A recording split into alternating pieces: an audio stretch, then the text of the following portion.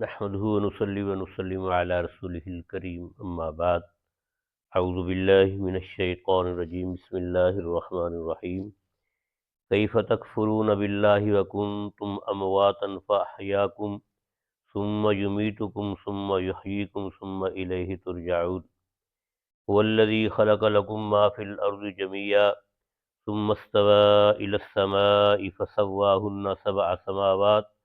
وهو بكل شيء عليم صدق اللہ مولانا العظیم وصدق رسولہ النبی الکریم الامین ونحن على ذلك لمن الشاہدین والشاکرین والحمد للہ رب العالمین۔ میرے نہایت ہی محترم مکرم معزز دوستو، السلام علیکم ورحمۃ اللہ وبرکاتہ۔ سورہ بقرہ کی آیت نمبر 28 اور 29 میں نے آپ کی تلاوت کی ہے۔ اللہ رب العزت نے انسانوں کو خطاب، اللہ رب العزت یہ انسانوں کرتے ہوئے اللہ رب فرماتے ہیں کیف تکفرون باللہ، کیسے کفر کرتے ہو تم اللہ کا، وکنتم امواتا، تم مردہ تھے، فاحیاکم، پھر تم کو اس نے زندہ کیا، ثم یمیتکم، پھر وہ تمہیں موت دے گا، ثم یحییکم، پھر وہ تمہیں زندہ کرے گا، ثم الیہ ترجعون، پھر تم اسی کی طرف لوٹائے جاؤ گے۔ هو الذی، اللہ وہ ذات ہے، خلق لکم ما فی الارض جمیعا، جس نے پیدا کیا تمہارے لیے جو کچھ زمین میں ہے سب کا سب، ثم استوی الی السماء، پھر اس نے ارادہ کیا آسمان کی طرف، فسواہن سبع سماوات، پھر درست بنایا ان کو 7 آسمان، وہو بکل شیء علیم، اور وہ ہر چیز کو جاننے والا ہے۔ اللہ تعالیٰ پہلی آیت میں فرماتے ہیں کہ تم اللہ تعالیٰ کا کیسے کفر کرتے ہو کہ تم مردہ تھے، اس نے تمہیں زندہ کیا، کہ انسان کا پہلے وجود نہیں ہوتا، دنیا میں اس کا کوئی نام و نشان نہیں ہوتا، پھر اللہ تعالیٰ اس کو وجود عطا فرماتے ہیں۔ حضرت عبداللہ بن مسعود رضی اللہ تعالیٰ عنہ فرماتے ہیں کہ نبی پاک صلی اللہ علیہ وسلم نے فرمایا کہ جب جنین یعنی کہ بچہ ماں کے پیٹ میں 4 ماہ کا ہو جاتا ہے، پھر اللہ تعالیٰ اس میں روح ڈالتے ہیں۔ تو اللہ رب العزت نے انسان کو ایک وجود نصیب فرمایا، ماں کے پیٹ سے پھر اللہ تعالیٰ اس دنیا میں لے کر آئے، جس کا پہلے کچھ وجود نہیں تھا دنیا میں، اللہ رب العزت کی قدرت سے ایک زندہ و جاوید بچے کی شکل میں اس دنیا میں انسان آیا۔ اللہ تعالیٰ فرماتے ہیں ثم یمیتکم، پھر اللہ تعالیٰ تمہیں موت دے گا، اس زندگی کے بعد پھر مرنا ہے، پھر اللہ تعالیٰ فرماتے ہیں ثم یحییکم، پھر میں تمہیں زندہ کروں گا۔ تو اللہ رب العزت پھر فرماتے ہیں کہ وہ زندہ کرے گا تمہیں، تو جس ذات نے ہمیں دنیا کے اندر وجود بخشا ہے وہی ذات ہمیں دوبارہ موت بھی دے گی، پھر وہی ذات ہمیں دوبارہ زندگی بھی نصیب فرمائے گی، اور وہ اللہ رب العزت کی ذات ہے۔ پھر فرماتے ہیں اللہ تعالیٰ ثم الیہ ترجعون، پھر اسی کی طرف تم لوٹائے جاؤ گے، یعنی کہ مرنے کے بعد جب ہم دوبارہ زندہ ہوں گے تو اللہ کی بارگاہ میں ہم سب کو حاضری دینا ہے، اور اللہ رب العزت نے ہم سے دنیا میں کیے ہوئے تمام اعمال کا حساب و کتاب لینا ہے۔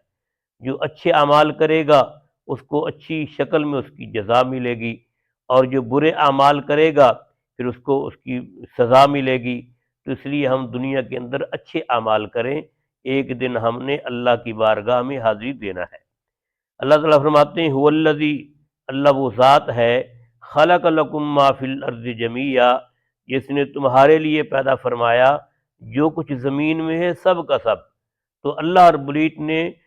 پوری زمین کے اندر جو کچھ بھی ہے اس کو خود پیدا فرمایا، اللہ تعالیٰ اس کا خالق ہے اور پھر اللہ ہی اس کا مالک ہے، لیکن جو کچھ پیدا فرمایا انسان کے فائدے کے لیے پیدا فرمایا۔ تو اللہ حدیث پاک میں آتا ہے کہ ان الدنیا خلقت لکم، کہ بے شک دنیا تمہارے لیے پیدا کی گئی، وانتم خلقتم للآخرہ، اور تم آخرت کے لیے پیدا کیے گئے۔ تو ہم نے دنیا کے اندر رہ کر آخرت کے لیے محنت کرنی ہے۔ ویسے یہ دنیا کی ہر چیز انسان کے فائدے کے لیے ہے، انسان کو کسی نہ کسی شکل میں دنیا کی ہر چیز سے فائدہ پہنچ رہا ہے۔ تو اس لیے اللہ تعالیٰ فرماتے ہیں کہ اللہ وہ ذات ہے جس نے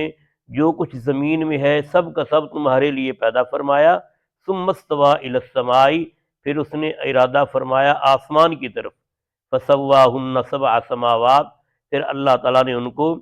7 آسمانوں کی شکل میں جو ہے درست فرمایا اور ان کو ایک وجود نصیب فرمایا۔ تو یہ تہ بتہ 7 آسمان ہیں جو اللہ رب العزت نے اپنی قدرت سے بغیر کسی ستون کے کھڑے فرمائے، اور اللہ رب العزت کی قدرت سے جب کہ اللہ نے کھڑے کیے ہیں آج تک ویسے ہی موجود ہیں، نہ ان کا رنگ بدلا اور نہ ہی ان کے اندر کوئی دراڑ آئی اور نہ ہی یہ گرے، اللہ رب العزت کی قدرت سے ویسے کے ویسے کھڑے ہیں۔ فرمایا وَهُوَ بِكُلِّ شَيْءٍ عَلِيمٌ، اور اللہ تعالیٰ ہر چیز کو جاننے والے ہیں۔ تو اللہ رب العزت نے آسمان کو پیدا فرمایا، زمین کو پیدا فرمایا، اور ان دونوں کے اندر ہر مخلوق کو جو پیدا فرمایا، تو جتنی بھی مخلوقات ہیں یہ سب کے سب اللہ تعالیٰ کے علم میں ہے۔ کوئی بھی چیز دنیا کی اللہ تعالیٰ کے علم سے باہر نہیں، چاہے وہ فضائی مخلوق ہے،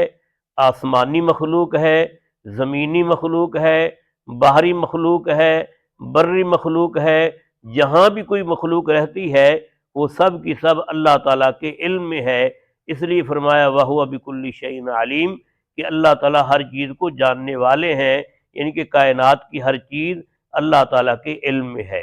اللہ رب العزت ہمیں آخرت کے لیے تیاری کرنے کی توفیق نصیب فرمائے، اور دنیا میں رہ کر آخرت کے لیے اچھے اعمال کرنے کی اللہ تعالیٰ ہمیں توفیق دے، آمین۔